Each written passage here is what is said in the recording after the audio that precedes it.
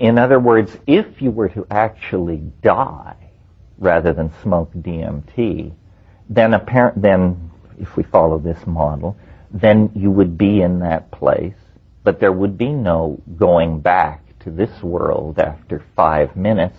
Instead, there would be the next 5 minutes in that place, followed by the next 5 minutes.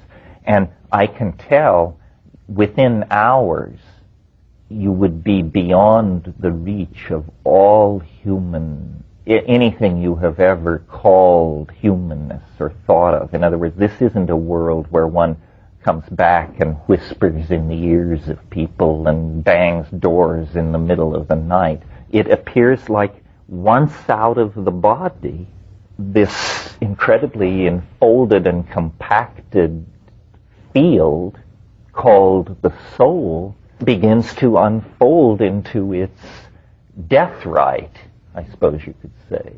And quickly one would become incomprehensible to this world, and all that is retained is the affection for us in our limited situation. Of course, thinking along these lines, I've looked at the literature of near-death experience.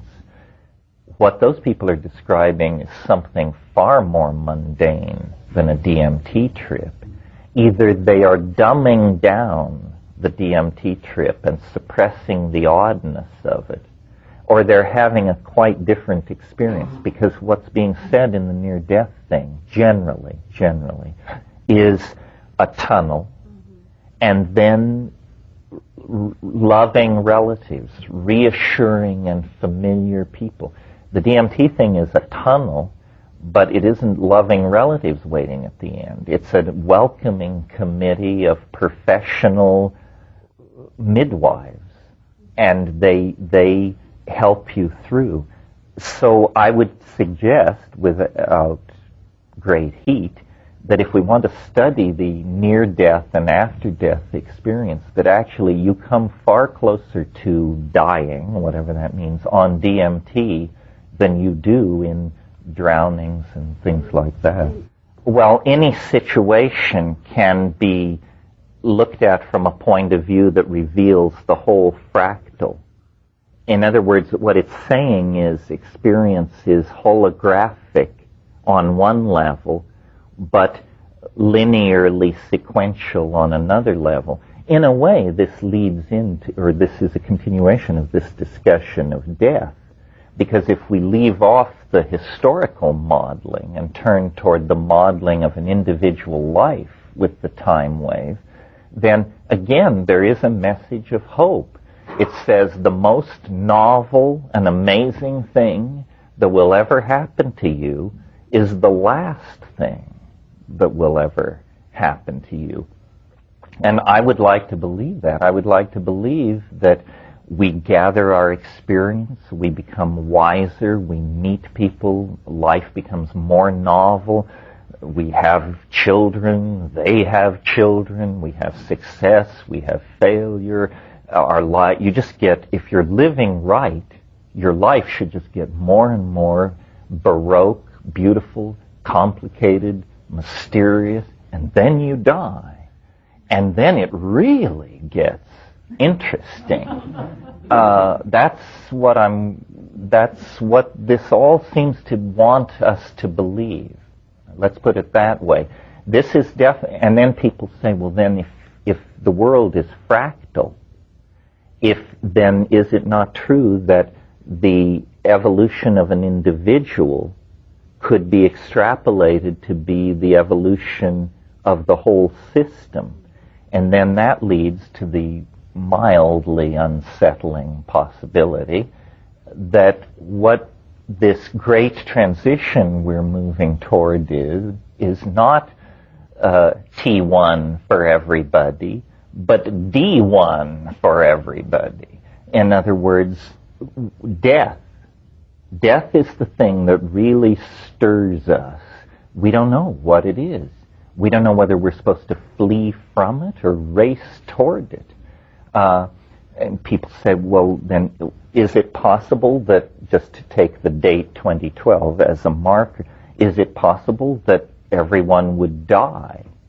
It's possible. I've looked a lot at asteroid impactors because the people who study these things know that this is not an act of God or a miracle, that this happens. It has happened, it will happen, and it happens on different scales, from things like meteor crater in Arizona 50,000 years ago. Everything within 800 miles of that impact died instantly 50,000 years ago.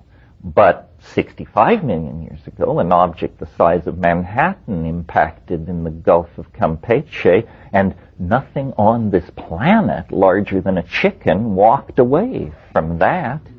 Well, now, if you talk about ecological disaster, there's never been one like that in the history of the planet.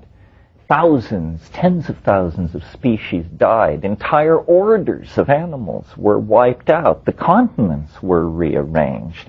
But guess what? The flowering plants, of which we are so fond, and our own dear selves, of which we are even more fond, would never have had a chance to insinuate themselves into the evolutionary life of this planet had there not been that clearing out of the reptilian climax. So then you look at this and say, well, was this the greatest mass extinction in history, or the greatest leap forward for biology in the history of the planet? And the answer is, it was both. Out of enormous death comes an enormous surge in the domain of organic novelty. I prefer to think that it is not a planetary catastrophe or a mass dying. And I'll tell you why. And this is a place, now we're working from the notebooks. In other words, this is not prepared for public consumption. This is something I meditate on in the baths. I can't help but notice that as novelty increases in time, according to this model, that the spatial domain of its focus narrows. So, for instance, in the early phase of the time wave, the stars are condensing and the galaxies are forming. We could say that the entire universe is moving toward novelty. But once carbon chemistry appears, the cycles of fusion in stars and production of heavy elements and things like this are stabilized. And the domain of novelty becomes biology.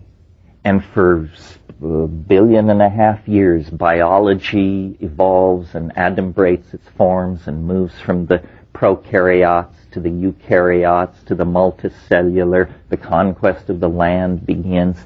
But then, with the emergence of language-using and tool-using higher primates, in a sense, novelty leaves the domain of organic life. And organic life becomes metastable and evolution and mutation happens, but where the action has moved to is into the epigenetic domain entirely defined on this planet by human activities. And so the human beings are the carriers of novelty. And that has gone on until about, pick a number, but basically 3,000 to 2,500 years ago. And then the novelty seems to concentrate itself in southern Europe. The Greeks take some kind of step that no other people have ever taken. You know, even today, if you go around the world and visit tribal people and ask to see their art, they show you, if you ask to see depictions of human beings, they show you symbolic depictions of human beings. That's what an African mask is. That's what a Sepik River carving is. These are symbols of human beings.